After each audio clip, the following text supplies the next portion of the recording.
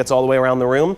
And you can go ahead right now while I'm talking about it. So this first wine that we're going to try is the Sancerre that you guys have by the glass. It's called Domaine Thomas. Who has had this wine already? Anybody here had the wine, tried it already? A few of you. Okay, about half of you. Awesome. All right, so it's going to be new for the other half. I think you guys are going to enjoy this. Do I have any Sauvignon Blanc fans in the room? People that like Sauvignon Blanc typically? Awesome. Okay, then I hope all of you like this wine, quite honestly, because this is, in case you don't know, I was talking to Kevin earlier, and he said we have a mixed bag of some people that are newer to wine, some people that are seasoned in the world of wine. So I don't want to assume anything, so I'll just start right at the very basics. If you're not familiar, Sancerre, which is what this wine is Sauvignon Blanc, okay? Same exact thing. Sancerre is just the region within France that this is coming from. So if you know French wine, European wine really in general, Spanish, Italian, a lot of them kind of, they tell you the place where it's coming from and expect you to know the grape that they grow there. It's kind of a, we would maybe think of it as a snobby way of doing business here in America, but it's just how it is. It's how they've been doing it for hundreds of years, and they're not about to change anytime soon.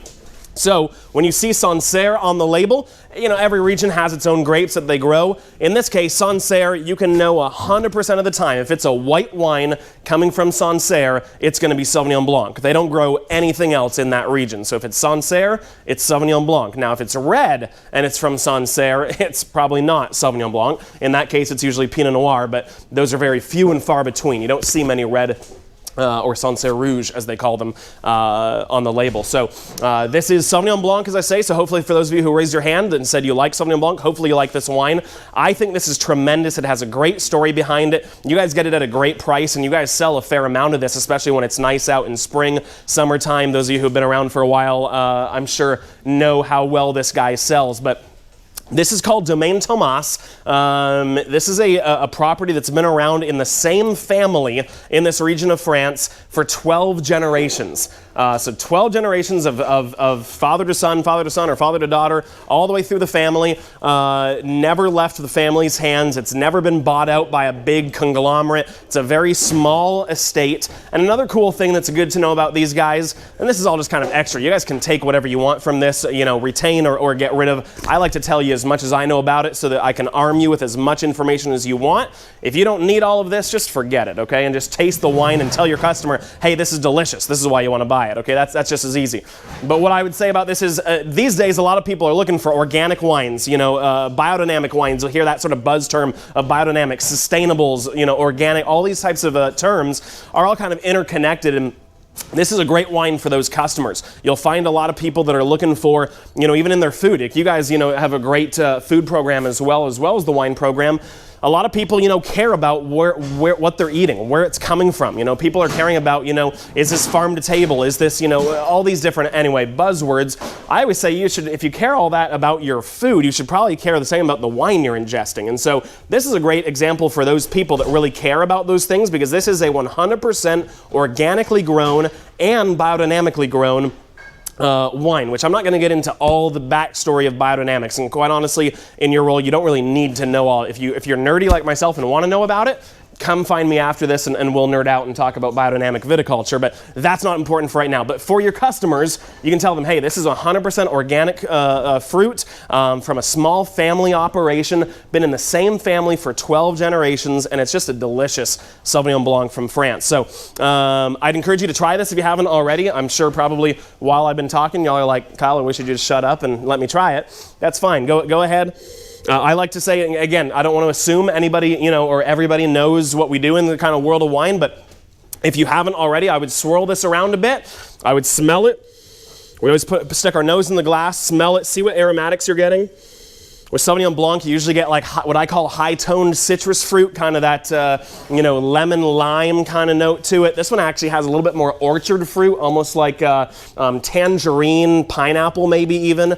And then when you taste it, go ahead and taste it. And make sure when you put it on your palate, if you really want to get the most out of wine, and this is what I tell any wine class that I teach, make sure to kind of swish it around your mouth like mouthwash. Don't just put it straight down the hatch, because a lot of times what will happen is your tongue has all these different areas of it that taste different things and sense different things. And if you just put it straight down the hatch, all you're getting is a little picture of what this wine could be. So kind of swish it around like mouthwash and make sure it touches every part of your palate, and then swallow it or spit. I don't know if we have spit cups available, but whichever you guys are doing, more power to you. But yeah, go ahead and try this, and I'd love to hear your thoughts on what you think about it. You said definitely citrusy? Yep. What was I hearing over here? It's very smooth. We're agreeing with you. It still has like a nice velvety finish. Yeah, definitely. Yeah, so this is, you bring up a great, what's your name? Jay? Jay? Yeah. Jay brings up a great point. I don't know if I mentioned this earlier, but Sauvignon Blanc, by nature, if you have maybe customers that haven't really delved into the world of Sauvignon Blanc by nature has a very high acid content. It's a very, what we call a high acid grape.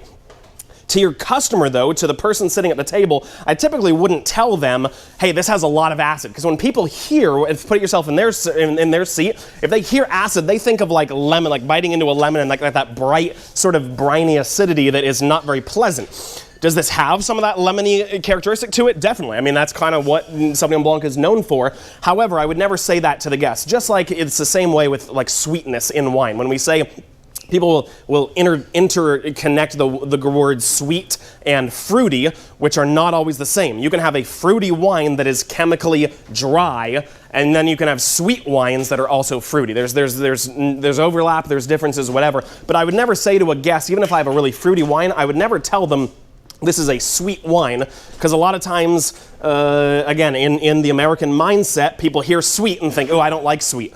Even though, quite honestly, a lot of wines that people drink are chemically sweet, people just don't like to admit it, quite honestly. But that's just between me and you. So just like I wouldn't say, hey, this is a sweet wine to a guest, that's usually not a great way to sell it unless they're looking for something sweet like a Moscato.